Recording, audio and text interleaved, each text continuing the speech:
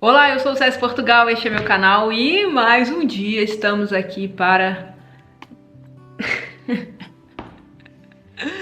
mergulharmos no Catecismo da Igreja Católica. Hoje nós vamos começar do parágrafo 232, você que tem aí seu catecismo, página 82. Vamos pedir que Deus nos ilumine, que Ele nos acompanhe nessa jornada, que tudo que nós aprendermos aqui sirva principalmente para o nosso crescimento espiritual, para nos encontrarmos ainda mais com Deus. Esse é o meu grande objetivo, para que eu possa me aprofundar nas coisas de Deus, nos ensinamentos, na vivência, tudo aquilo que Deus reserva para nós. Vamos lá, parágrafo 232, o Pai. Nós estamos dentro do credo, né, das últimas aulas aí que tivemos, nós estamos mergulhando no credo, a profissão de fé, né? Então a gente viu Deus, a importância de Deus. Parágrafo 2, o Pai.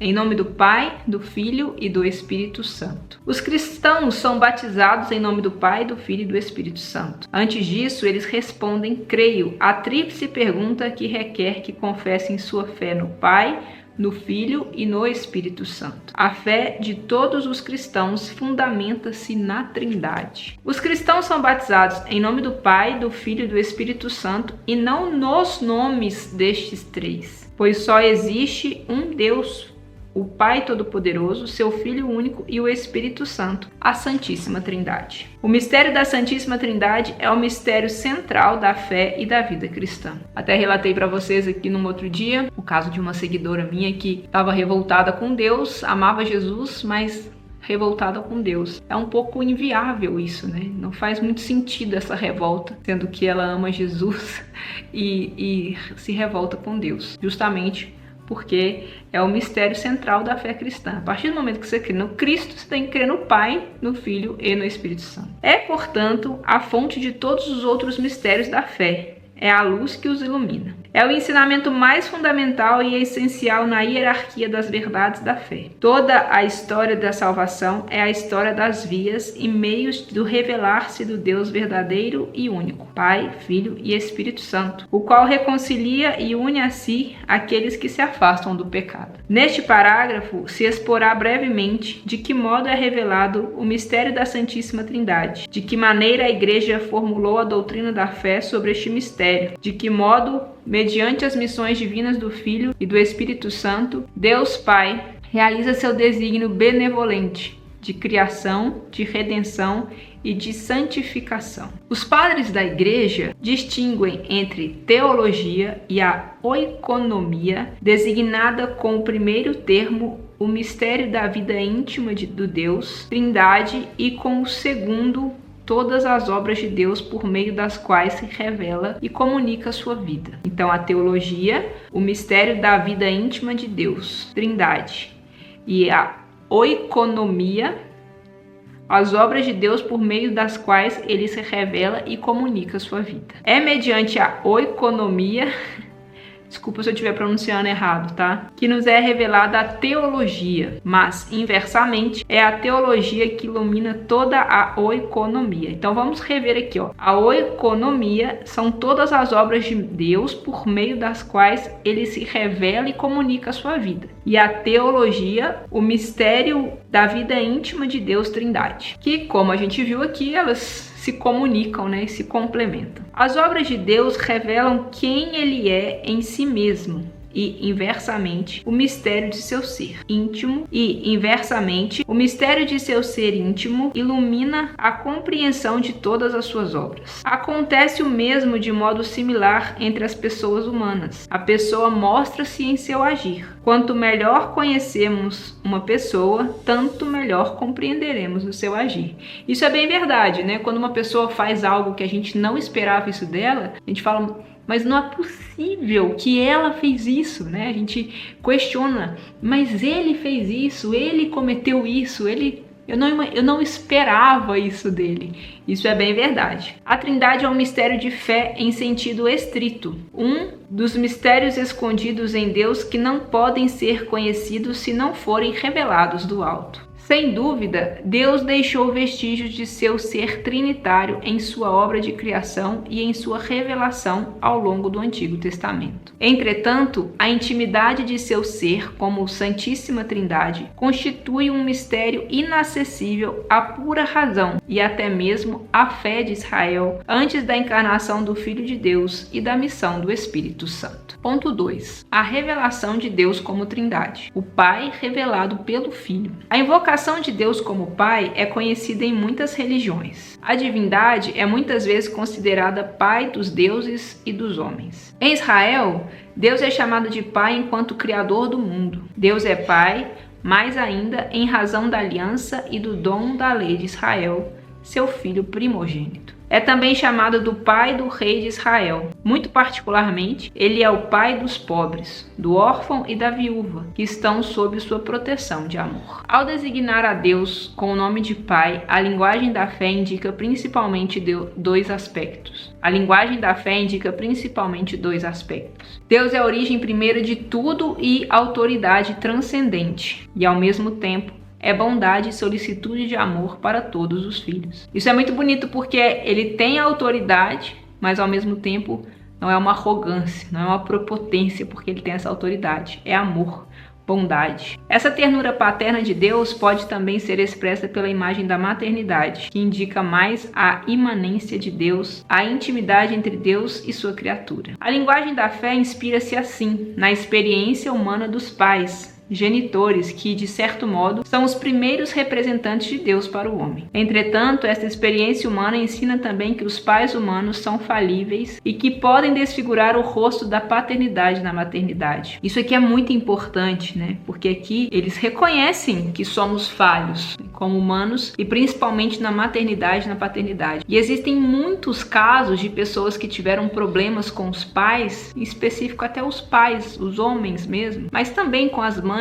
que a partir deste problema não conseguem aceitar Deus, olhar para Deus, porque foi tão marcado, mágoas, enfim, feridas na infância, cada um com a sua história, né? Mas eles desfiguram o que é verdadeiramente essa missão de Deus. Convém então lembrar que Deus transcende a distinção humana dos sexos. Ele não é homem nem mulher, ele é Deus. Transcende também a paternidade e a maternidade humanas, embora o tendo como origem e modelo. Ninguém é pai como Deus o é. Então aqui nos diz que, apesar de dores, traumas que você pode ter tido com seu pai, com a sua mãe, ainda que eles remetam, né, a figura maternidade, paternidade, não se compara àquilo que Deus é. Deus é muito além, muito mais. Eu diria sem erros, né? O humano é suscetível de erro. Deus não erra. Jesus revelou que Deus é Pai num sentido inaudito. Não é somente enquanto Criador, mas é eternamente Pai em relação a seu Filho único, que só é eternamente Filho em relação a seu Pai.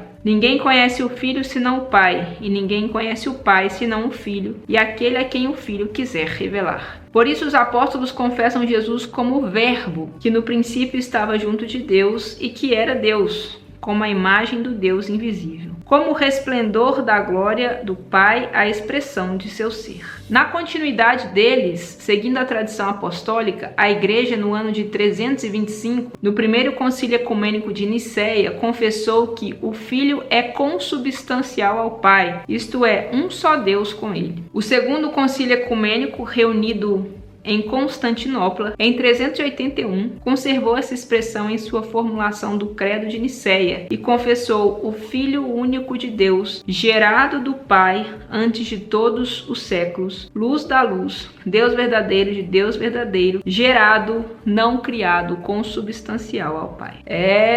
Pessoal, esse começo aqui do catecismo é de uma profundidade que a gente tem que mergulhar mesmo para a gente ter a certeza do que Deus é para nós, né? E eu acho muito bonito porque ele começa mostrando quem é Deus e lá na frente a gente vai encontrar regras mais diretas, vamos dizer assim, que no fundo elas só vão fazer sentido na sua vida se você entender quem é esse Deus, quem é essa Santíssima Trindade, porque haverão renúncias que você terá que fazer na sua vida que só fazem sentido se você tiver a fé, se você souber para onde você quer ir, para o céu que você quer alcançar, ao Deus que você quer servir. Mas estamos indo bem, estamos indo bem. O Pai e o Filho revelados pelo Espírito. Antes de sua Páscoa, Jesus anuncia o envio de outro Paráclito, defensor, o Espírito Santo. Ele, atuante desde a criação, que falou pelos profetas, está agora junto dos discípulos e presente neles, para ensiná-los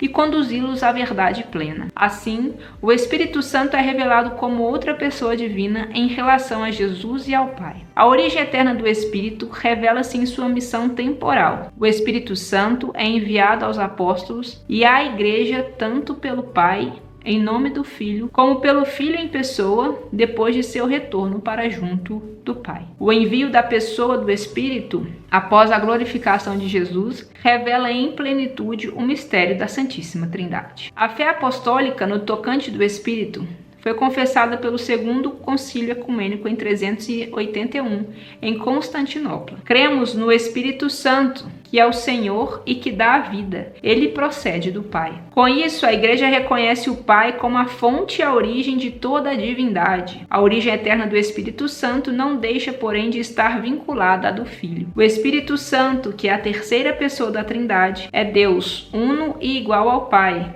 e ao Filho, da mesma substância e também da mesma natureza. Contudo, não se diz que ele é somente o Espírito do Pai, mas ao mesmo tempo o Espírito do Pai e do Filho. O credo da Igreja do Concílio de Constantinopla confessa: com o Pai e o Filho, ele recebe a mesma adoração e a mesma glória. A tradição latina do credo confessa que o Espírito procede do Pai e do Filho. O Concílio de Florença, em 1438, explicita: o Espírito Santo tem sua essência e seu ser subsistente ao mesmo tempo do Pai e do Filho, e procede eternamente de ambos como um só princípio e por uma única expiração. Uma vez que tudo o que é do Pai, o Pai mesmo deu a seu Filho único ao gerá-lo, excetuado seu ser de Pai, esta própria procedência do Espírito, a partir do Filho, ele a tem eternamente de seu Pai, que o gerou eternamente. É complexo, mas faz sentido. Ele recebe do Pai e aí cria-se esse vínculo, né? Pai, Filho e Espírito Santo. Não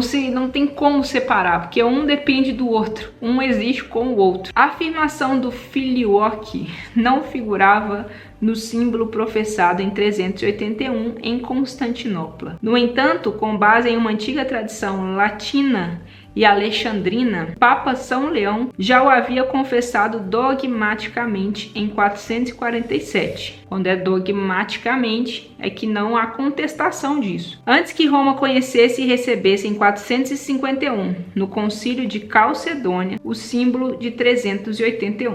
O uso desta fórmula no credo foi sendo admitido pouco a pouco na liturgia latina, entre os séculos 8 e 11. Todavia, a introdução pela liturgia latina do Filioque no símbolo niceno-constantinopolitano constitui, ainda hoje, um ponto de discórdia em relação às igrejas ortodoxas. A tradição oriental põe em relevo, antes de tudo, a origem primeira do Pai em relação ao Espírito.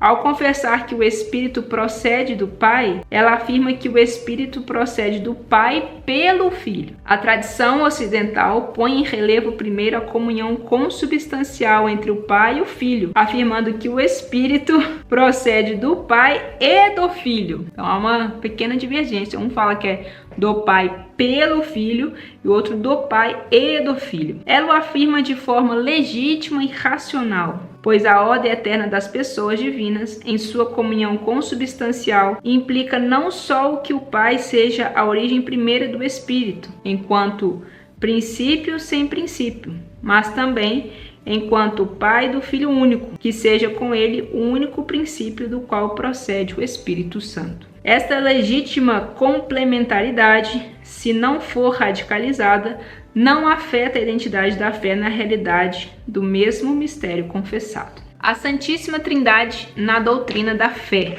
A formação do dogma trinitário. A partir do momento que a gente sabe que é um dogma, é inquestionável que exista a Santíssima Trindade. A verdade revelada na Santíssima Trindade esteve desde as origens na raiz da fé viva da Igreja.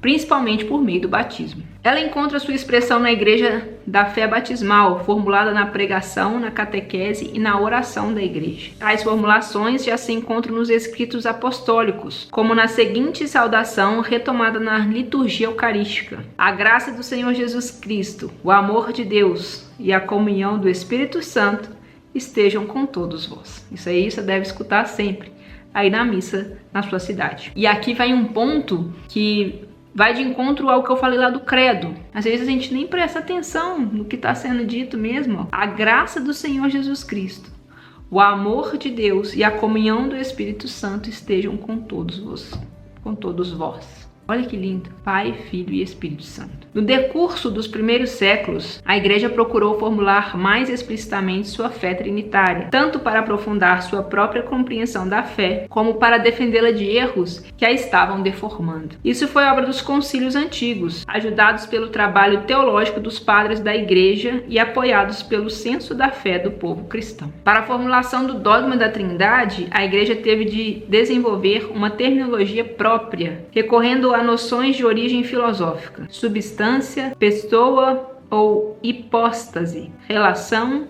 etc. Ao fazer isso, não submeteu a fé a uma sabedoria humana, mas imprimiu sentido novo, inaudito a esses termos, chamados a significar, a partir daí, também um mistério inefável, que supera infinitamente tudo o que nós podemos compreender dentro do limite humano. A Igreja utiliza o termo substância, às vezes também traduzido por essência ou por natureza, para designar o ser divino em sua unidade. O termo pessoa ou hipóstase para designar o Pai, o Filho e o Espírito Santo em sua distinção real entre si. O termo relação para designar o fato de a distinção entre eles residir na referência de uns aos outros. Eu acho que esse conteúdo de hoje é o mais complexo que nós já vimos até agora, mas que também faz sentido, né? Que está dando a explicação da existência da Santíssima Trindade. A Trindade é una, dogma da Santíssima Trindade. Então aqui ele vai afirmar para nós o que é a Santíssima Trindade. A Trindade é una.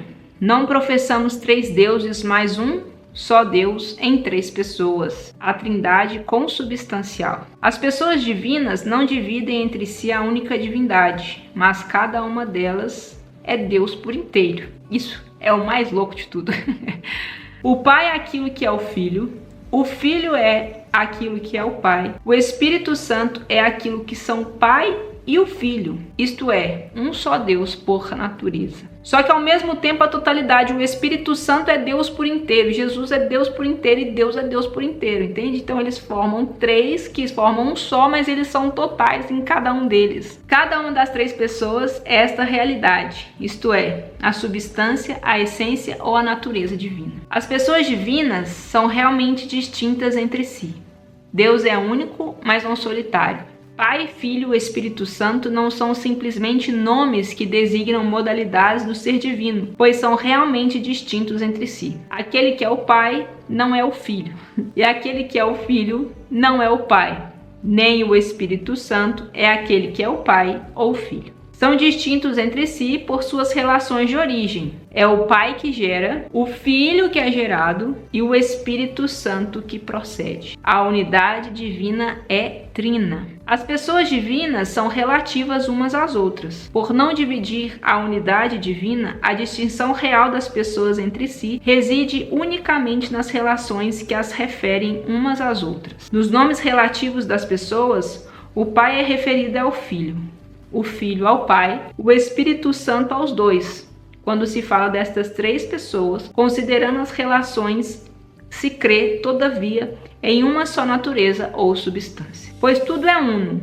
Neles tudo é uma única coisa, sem relação de oposição. Por causa desta unidade, o Pai está todo inteiro no Filho, todo inteiro no Espírito Santo. O Filho está todo inteiro no Pai, todo inteiro no Espírito Santo. O Espírito Santo todo inteiro no Pai, todo inteiro no Filho. Então, como eu disse, cada um deles é único, mas cada um deles está inteiro no outro. Isso é demais. E faz Deus ser quem Ele é. Aos catecúmenos de Constantinopla, São Gregório Nazianzeno, denominado também o teólogo, confia o seguinte resumo da fé trinitária. Agora vem uma fala de São Gregório Nazianzenso. Antes de todas as coisas, conservai-me este bom depósito, pelo qual vivo e combato, com o qual quero morrer, que me faz suportar todos os males e desprezar todos os prazeres. Refiro-me à profissão de fé no Pai, no Filho e no Espírito Santo. Eu hoje a confio a vós. É por ela que daqui a pouco vou mergulhar-vos na água e vos tirar dela. Eu a dou a vós como companheira e dona de toda a vossa vida. Dou-vos uma só divindade e poder que existe una nos três e que contém os três de maneira distinta. Divindade sem diferença de substância ou de natureza, sem grau superior que eleve ou grau inferior que rebaixe. A infinita connaturalidade é de três infinitos, cada um considerado em si mesmo é Deus todo inteiro. Deus, os três considerados juntos. Nem comecei a pensar na unidade, sou envolvido no esplendor da Trindade. Nem comecei a distinguir a Trindade, sou reconduzido à unidade. Olha que lindo isso. Nem comecei a pensar na unidade, sou envolvido no esplendor da Trindade. Nem comecei a distinguir a Trindade, sou reconduzido à unidade. É como se ele dissesse assim: eu não sei distingui-los, mas eu preciso distingui-los, mas ao mesmo tempo que eu tento distingui-los, eu encontro eles no único. E ao mesmo tempo que eu os vejo de uma forma única, eu sei que são três. Sabe, num resumo bem grotesco, seria isso que ele está falando. As obras divinas e as missões trinitárias. Ó luz, trindade bendita, ó primordial unidade. Deus é beatitude eterna, vida imortal, luz sem ocaso. Deus é amor.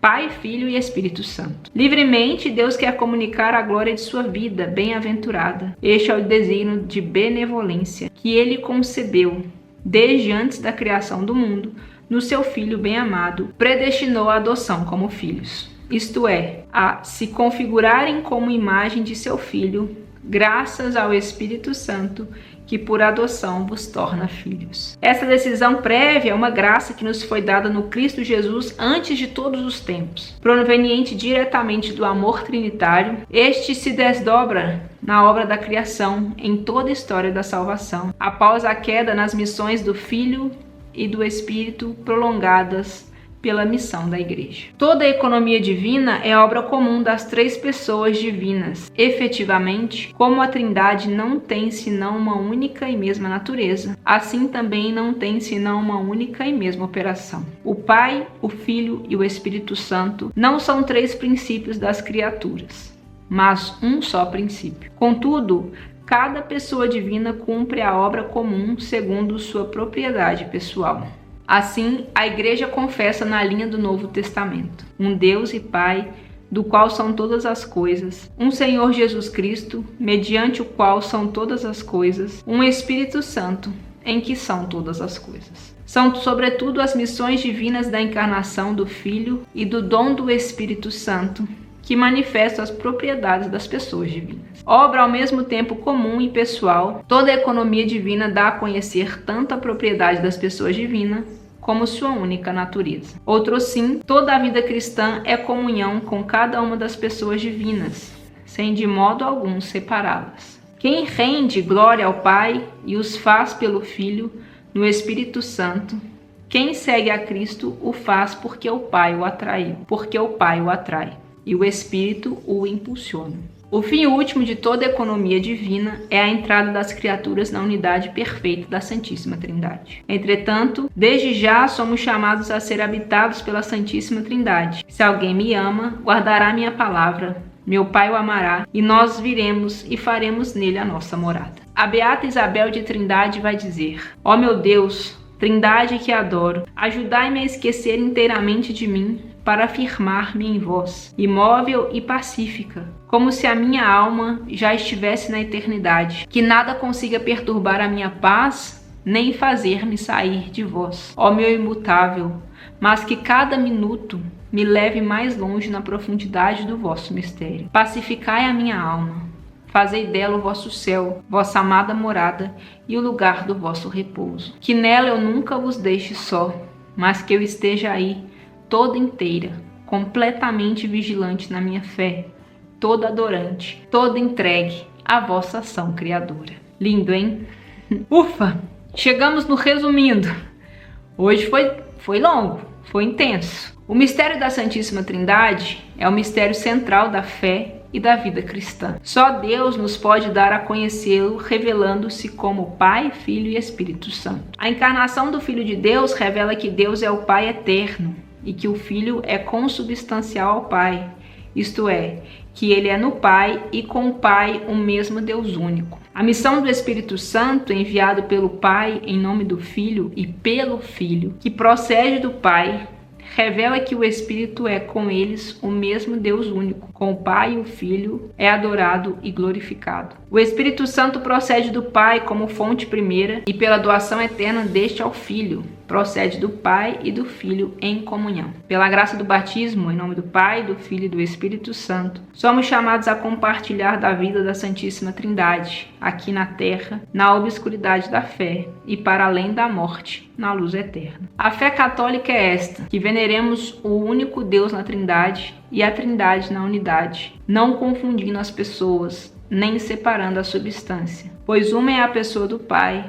outra do Filho, outra do Espírito Santo, mas uma só é a divindade, do Pai, do Filho e do Espírito Santo, igual à glória coeterna à majestade. Inseparáveis naquilo que são, da mesma forma o são naquilo que fazem. Na única operação divina, no entanto, cada uma delas manifesta o que lhe é próprio na Trindade, sobretudo nas missões divinas da encarnação do Filho e do dom do Espírito Santo. Ufa! Hoje foi longo, hein? Hoje foi intenso demais. Graças a Deus, graças a Deus. Se inscreva no canal, ative o sininho para você receber o próximo vídeo da próxima aula. Em tudo dai graças, perceba Deus nos detalhes da sua vida. Eu sou o César Portugal. Este é meu canal, que Deus abençoe você e até o próximo vídeo. Tchau!